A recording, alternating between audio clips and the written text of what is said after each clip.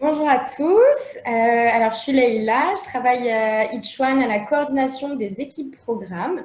Les équipes programmes, ce sont en fait les étudiants qui mettent en place le programme et la solution Each One de façon opérationnelle dans leur établissement.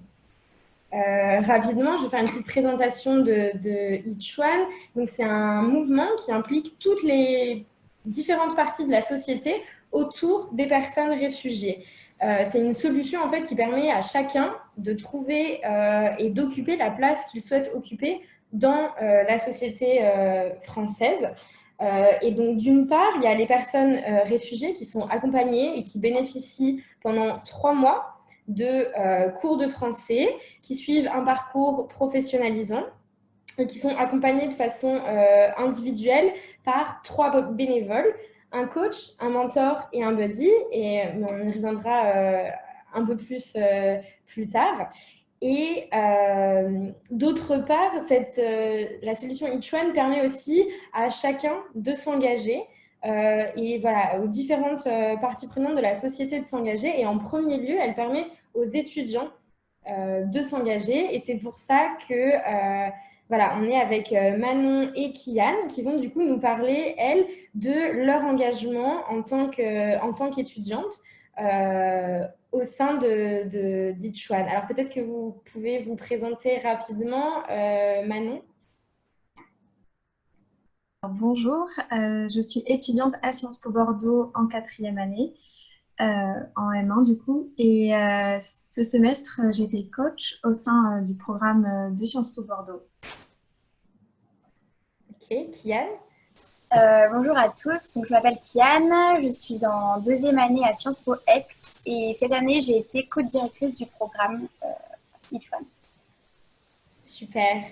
Donc on est très content de vous avoir avec nous pour parler un petit peu du coup de votre engagement pour Each One.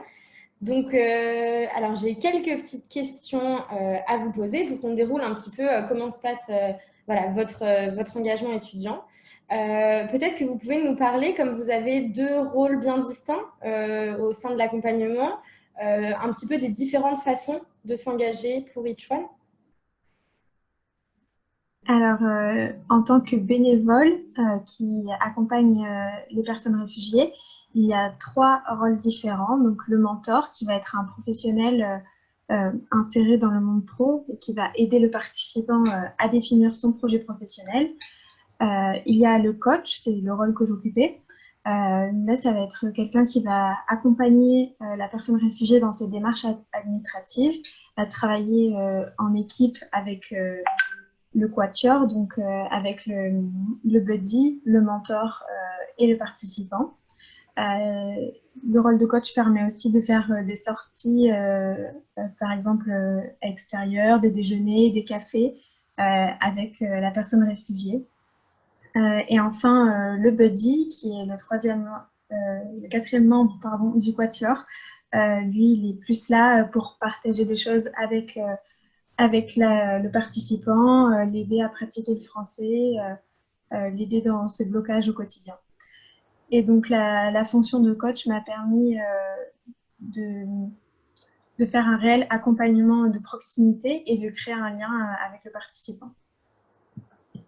Super, merci. Et toi, Kian, du coup, ton engagement était donc en tant qu'étudiante de l'équipe programme, donc bien différent de celui de Manon. Est-ce que tu peux nous en parler un petit peu?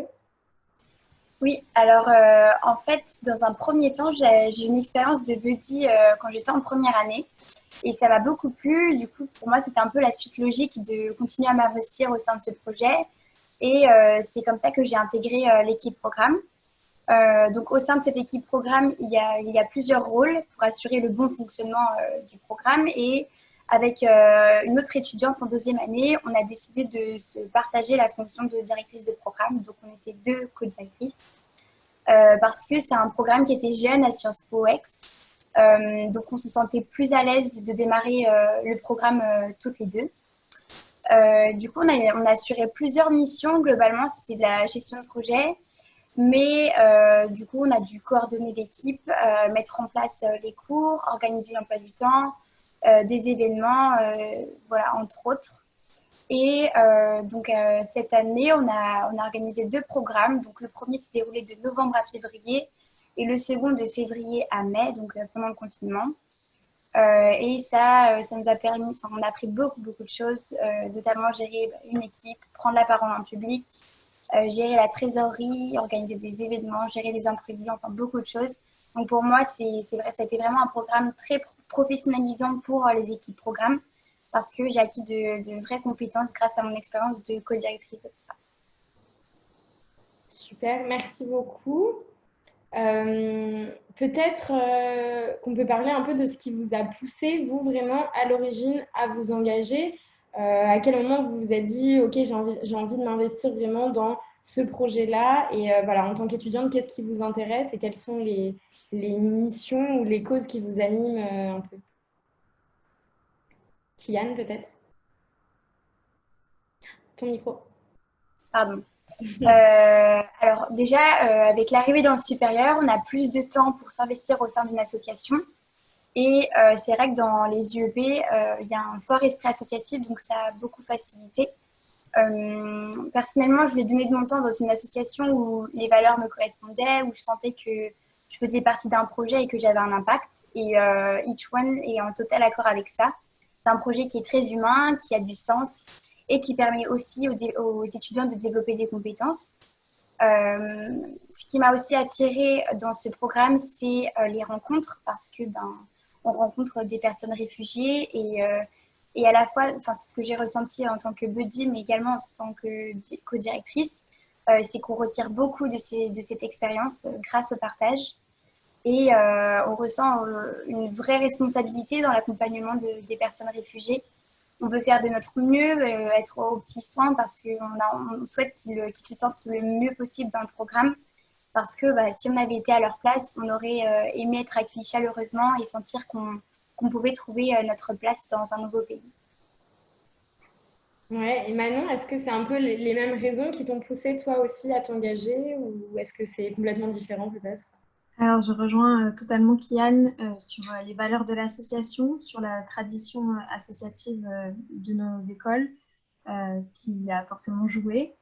Moi, personnellement, ce qui m'a vraiment donné envie de participer, c'était d'avoir un engagement qui a un impact réel et surtout un engagement de petite échelle, puisque j'étais dans une équipe, du coup, un quatuor, c'était vraiment très réduit. Donc, ce qu'on faisait, c'était vraiment tangible, on pouvait vraiment voir les avancées. C'est aussi quelque chose qui est très responsabilisant, puisque je me suis retrouvée à faire des démarches administratives que je n'aurais pas forcément fait à mon âge. Et j'ai trouvé que ça apportait aussi une valeur ajoutée à notre parcours étudiant, dans le sens où, en général, on fait des études qui sont très théoriques. Donc, c'était super enrichissant d'avoir une expérience plutôt réelle et pratique. Plus pratique. Ouais. Super, merci beaucoup. Peut-être du coup qu'on peut parler des différents acteurs avec qui vous avez été amené à être en contact à travers cette expérience, les différents interlocuteurs que vous avez pu rencontrer, qui ils étaient et qu'est-ce que ça vous a apporté à chaque fois dans des contextes différents. Manon, peut-être qu'on peut commencer par les membres du trio, du coup, avec qui tu menais un travail presque quotidien, j'imagine. Alors oui, c'était le cercle rapproché avec lequel je travaillais. Donc il y avait le mentor, le buddy, moi-même et le participant. Donc ça donnait un groupe de travail qui était intergénérationnel. Donc c'était très intéressant de devoir collaborer avec des personnes avec lesquelles je n'aurais pas été amenée à collaborer en tant qu'étudiante en 4e année. Donc c'était assez challengeant. Et ensuite, j'étais amenée à collaborer en quelque sorte aussi avec le responsable accompagnement de l'équipe programme. Donc, c'est quelqu'un qui est censé suivre les avancées de chaque quatuor. Donc, ça, c'était vraiment très appréciable puisque c'est une personne qui met en confiance, qui donne des conseils et ça nous fait nous sentir plus légitimes. Aussi. Kian, peut-être toi, du coup, c'était différent, j'imagine. Oui, et ben dans un premier temps, on a été en contact avec l'équipe coordinatrice, donc la Team H1. Et ça a été très important pour nous de notre côté, l'équipe programme, d'être en contact avec eux parce que on ne savait pas forcément par où commencer au début et l'équipe coordinatrice a été très présente pour nous. Elle nous a toujours été d'une grande aide. On avait un suivi régulier, ce qui nous permettait d'avancer sereinement. On a pu rencontrer 3 membres de l'équipe coordinatrice lors des entretiens de sélection des participants et également lors des cérémonies de clôture, de rentrée ou de clôture. Et voilà, c'était plus sympa d'avoir des contacts directs parce que c'est une équipe jeune et on s'entendait très bien. Pour nous, en tant qu'étudiants, ça a été important de se sentir soutenu parce que c'est vrai qu'on ne se sentait pas forcément légitime sur certaines questions et ils nous ont aidés à prendre en main plus facilement la mise en place du programme. Donc voilà, ça a été un acteur clé. Ensuite, évidemment, c'est l'équipe programme. Donc, c'était un petit peu compliqué au début de constituer le P. Comme le programme n'était pas connu, on manquait de visibilité. Mais avec, ma co-directrice, on a réussi à mettre en place des permanences pour faire connaître l'association. Et ça a bien marché parce que c'est un projet qui plaît beaucoup. Voilà, et on a également eu le soutien de l'administration qui nous a beaucoup facilité dans les démarches parce qu'elle est en faveur de ce programme. Je pense qu'elle perçoit sa double portée, qui est à la fois une aide concrète aux personnes réfugiées, mais également un moyen d'ouverture d'esprit et de professionnalisation des étudiants, pour les étudiants. Super, merci. Et peut-être juste au sein de l'équipe, je ne sais pas si tu l'as précisé, au sein de l'équipe programme, ça représente combien d'étudiants à peu près une équipe du coup? À peu près 8 étudiants. Après, ça varie parce que, par exemple, il y a le rôle du responsable accompagnement. En fonction du nombre de participants, on va avoir besoin de plusieurs étudiants pour occuper ce poste-là. Donc voilà, ça varie. Ok, super. Peut-être on peut parler aussi de la façon dont est perçu votre engagement par votre entourage, par exemple. Je sais pas, est-ce que c'est quelque chose dont vous parlez avec vos amis? Est-ce que c'est quelque chose voilà, sur lequel vous échangez avec votre famille? Puisque ça vous prend, j'imagine, beaucoup de temps. Donc, du coup, ça fait un peu partie de votre quotidien. Voilà, comment c'est perçu et comment vous en parlez autour de vous? Alors, c'est vrai que Each One, c'est une association qui est très bien vue dans mon école, car ses valeurs sont valorisées. Donc, en général, les autres étudiants sont très intéressés par l'expérience, posent beaucoup de questions et à leur tour sont intéressés par l'idée de devenir bénévole pour le semestre d'après. Donc ça ouvre l'esprit des étudiants globalement, en plus d'apporter une ouverture d'esprit à ceux qui participent au programme. Je pense que ça apporte une ouverture d'esprit à l'ensemble de l'école. Et plus généralement, c'est très intéressant d'aller au-delà des stéréotypes qui sont transmis par les médias, beaucoup de fausses informations à propos des personnes réfugiées. Donc, c'est intéressant d'aller au-delà de ça et de se confronter à une expérience réelle. Yann, est-ce que c'est quelque chose que tu partages aussi? Oui, complètement. Et c'est vrai que j'en ai beaucoup parlé autour de moi parce que ça faisait vraiment partie de mon quotidien. J'avais presque tous les jours des choses à faire pour le programme. Donc, j'en ai parlé avec ma famille, évidemment, à qui je racontais quelques détails, certaines difficultés aussi. Et elle n'hésitait pas à me donner des conseils. Ils étaient aussi fiers parce que c'est un super projet, c'est un très beau projet. Et de voir que je m'engage dans une association qui porte des valeurs très humanistes, et voilà, j'étais assez fière de ça. J'en parlais aussi beaucoup à mes amis parce que je passais globalement mes journées avec, donc ils voyaient bien le temps que ça me prenait d'assurer la continuité du programme. Et oui, après, même moi-même, avec le recul, je suis quand même fière d'avoir fait partie de ce projet et ça m'a prouvé aussi que j'étais capable de gérer un tel projet, pas seule bien sûr, mais j'ai gagné en compétences et ça c'est une valeur ajoutée, mais surtout les rencontres que j'ai pu faire, ça a été vraiment incroyable. Super. Et alors, on a beaucoup parlé des côtés positifs de cet engagement. J'imagine qu'il y a aussi quelques petits côtés négatifs quand même parfois.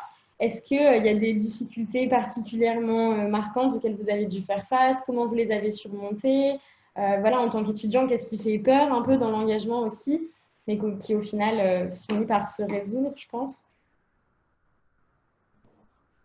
Alors, je pense à la première difficulté que j'ai rencontrée, c'était peut-être de travailler en quatuor avec des personnes qui venaient d'horizons différents, notamment pour se coordonner sur les emplois du temps, c'était quelque chose qui était parfois difficile, mais après c'est simplement de la logistique, donc pas de souci avec ça au final. Mais vraiment la plus grosse difficulté, ça a été le confinement, puisque ça a mis en arrêt les projets du participant, donc c'était vraiment assez frustrant. Ça a aussi rendu la communication beaucoup plus difficile, notamment à cause de la langue. C'est toujours plus facile de parler français en vrai que par message. Mais au final, c'est un rythme à prendre. Donc, on a mis en place des conversations en visio. Et l'équipe coordinatrice d'Ichuan a transmis à tous ses bénévoles des guides de l'accompagnement à distance. Donc, c'était très utile. Il y a eu aussi une conférence sur les conséquences psychologiques du confinement. La conférence nous a permis d'avoir des conseils sur comment maintenir une relation d'accompagnement à distance. Donc au final, tout s'est bien passé, même si c'était dommage de se retrouver confiné en plein milieu du programme. Bien sûr.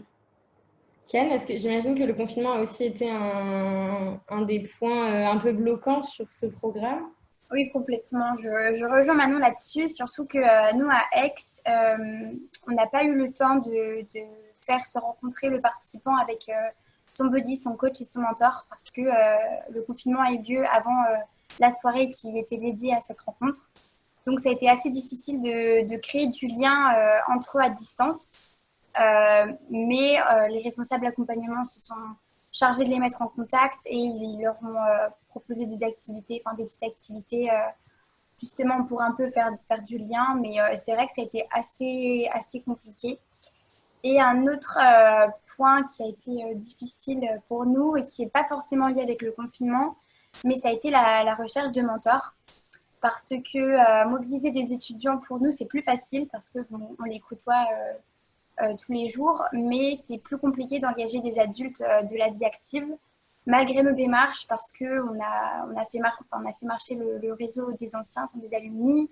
On allait publier, poser des flyers, que ce soit dans les facs, dans les collèges ou les lycées. Et ça n'a pas forcément beaucoup marché. Mais bon, finalement, on s'est arrangé pour que tous les participants soient accompagnés. Par exemple, un mentor s'occupait d'un couple de réfugiés qui faisait partie du programme. Donc, on s'est débrouillé pour qu'ils soient accompagnés. Mais ça a été un petit peu compliqué, la recherche du mentor aussi. Ouais, un peu le challenge du coup de cette expérience. Super. Alors, je vois qu'on a un message dans le chat d'Isabelle qui nous demande comment vous êtes arrivé sur ce projet et pourquoi avoir choisi cet engagement. Peut-être comment est-ce que vous avez entendu parler d'Ichuan en premier lieu? Est-ce que c'est du coup vraiment au sein de votre établissement? Est-ce que c'est par un autre biais? Kian, si tu veux bien commencer. Oui, alors moi, c'est une amie avec qui je faisais du volley, qui était étudiante à Sciences Po aussi, qui m'en a parlé parce qu'en fait, le programme Ichuan a été implanté entre guillemets à Sciences Po Ex l'année dernière au second semestre de l'année universitaire. Et c'est elle elle faisait partie de l'équipe programme et elle m'en avait parlé et du coup le projet me plaisait. Et je suis allée à la réunion d'information et c'est comme ça que je me suis engagée, sachant que dans un premier temps, l'engagement de buddy ne représente pas c'est pas le même type d'investissement que quelqu'un au sein de l'équipe programme. Donc ça a été plus facile pour moi d'avoir été en premier lieu buddy. Et voilà, c'est comme ça que je me suis engagée et voilà. Super, c'est très clair. Manon, est-ce que ça s'est passé un peu de la même façon? C'est le bouche à oreille, quelqu'un qui t'en a parlé aussi? Oui, déjà, c'est une association qui est assez visible dans l'établissement, puisqu'on voit les participants qui font leurs cours, qui évoluent dans l'école. Du coup, je connaissais, mais je ne savais pas forcément comment ça marchait. Et donc, c'est le bouche à oreille, voilà, comme tu as dit, Leïla. Des personnes qui faisaient partie de l'équipe programme m'en ont parlé et ça m'a donné envie de tenter l'expérience. Ok, super. Très bien. Eh ben, écoutez, si on n'a pas d'autres questions, est-ce que vous aviez quelque chose à rajouter, Kian ou Manon? Pas particulièrement, juste pour conclure, enfin, de mon côté, je suis vraiment contente de m'être lancée dans cette expérience-là parce que j'en ai retiré vraiment beaucoup de choses, beaucoup plus que ce que j'aurais pu imaginer. Et voilà. Super, bah, c'est un beau mot de la fin, je pense. Merci beaucoup, en tout cas, d'une part pour votre engagement. Ah, si, on a une autre question. Si vous deviez donner un conseil pour les prochains bénévoles, qu'est-ce que ce serait? Du coup, Moi, je dirais de vous lancer et que tout le monde est légitime à le faire et il faut avoir confiance en soi et l'important, c'est d'être là, c'est d'être présent et d'être motivé. Ouais, et je rajouterais que on peut avoir un peu d'appréhension aussi à la rencontre de ces personnes qui ont certainement un vécu pas forcément facile. Et j'avais un peu peur de prendre, d'être un peu une éponge par rapport à ça, parce que je savais que ça allait me toucher. Mais finalement, c'est pas forcément des sujets qu'on aborde. On en les aborde, enfin ça justement, lors de la formation des buddies, des coachs et des mentors. On nous prévient que ce ne sont pas forcément des sujets qu'on doit aborder. Mais par contre, les participants, s'ils souhaitent nous en parler, ils le font, bien sûr. Et quand j'étais buddy, avec mon participant m'en a parlé, mais c'était toujours. Il m'a jamais, comment dire, je me suis jamais sentie mal à l'aise ou il a toujours trouvé les bons mots. Et voilà, donc si pour les personnes sensibles, entre guillemets, elles hésitent à s'engager à cause de ça, enfin vraiment, il y a pas de raison parce que ça pose pas de problème en tout cas. c'est vrai que c'est des choses qui peuvent faire un peu peur en premier lieu, mais j'imagine qu'une fois qu'on a rencontré vraiment quelqu'un, qu'on a commencé à tisser des liens, ça s'efface un peu. D'ailleurs, Manon, est-ce que tu es toujours en contact du coup avec la personne que tu accompagnais? Alors oui, Kylian aussi, d'ailleurs. Enfin, Kylian aussi avec la personne que tu accompagnais en tant que buddy avant. Manon. J'ai eu des retours, ouais, on s'est parlé en début d'année et je sais que voilà, il suit une formation à Marseille qui me plaît beaucoup et j'ai des nouvelles de ses amis parce qu'en fait, ça marche, le bouche à oreille marche aussi beaucoup auprès des participants parce que c'est lui qui en a parlé à ses amis qui ont fait un nouveau programme, donc c'est aussi comme ça que j'ai de ces nouvelles. Ok, super. Et toi, Manon, du coup? donc moi, oui, bien sûr que je suis encore en contact avec lui puisque le programme vient tout juste de finir. Donc, du coup, on continue à avancer et surtout qu'il n'est pas arrivé au bout pour l'instant de son projet professionnel. Du coup, on est toujours en contact avec le mentor, le buddy et le participant. Ok, super. Très bien. Est-ce qu'on a d'autres questions? On attend peut-être un tout petit moment, voir si on a d'autres questions dans le chat.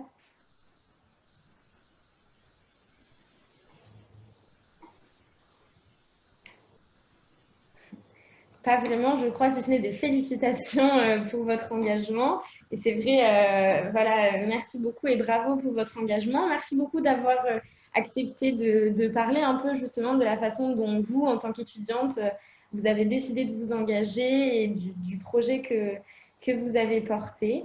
Voilà, merci beaucoup. Merci beaucoup. Merci.